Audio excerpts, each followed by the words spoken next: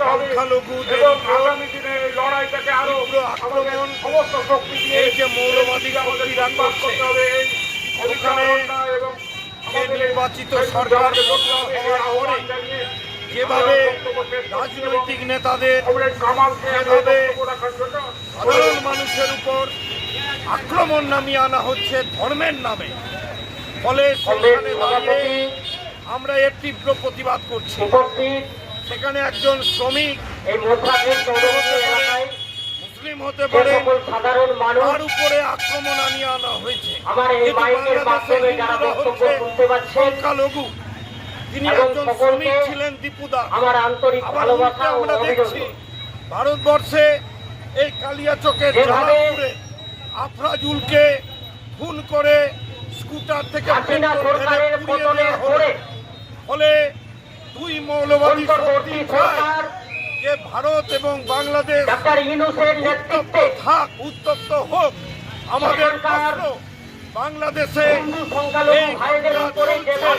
কেন মোদী মমতা আমাদের দেশেও সাম্প্রদায়িক শক্তি মানুষকে বিভাজন করতে চাইছে, যেহেতু আমাদের দেশে আম্বানি আদানি স্বার্থ জড়িয়ে আছে, তাদের ব্যবসার যে লুট চলছে তাকে প্রতিষ্ঠিত করবার জন্য মোদী মমতা আমাদের দেশে করছেন।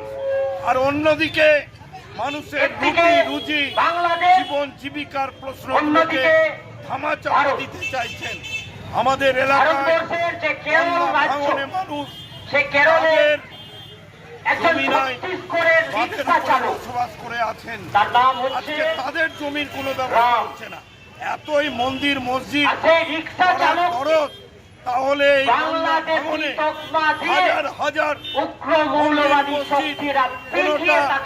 বিলাইমারির কৃষ্ণ মন্দির, আনন্দটোলার কৃষ্ণ মন্দির, কোনটা হিরানন্দপুরের মন্দির, কোনটা হচ্ছে কালিয়াচক তিনের মুকুন্দটোলার গঙ্গা মন্দির, কেন বাঁচানোর ব্যবস্থা হচ্ছে না? আসলে মন্দির মসজিদ বিষয় না, ভোট বড় বিষয় মোদী মমতার কাছে। বামপন্থীরা এই মৌলবাদ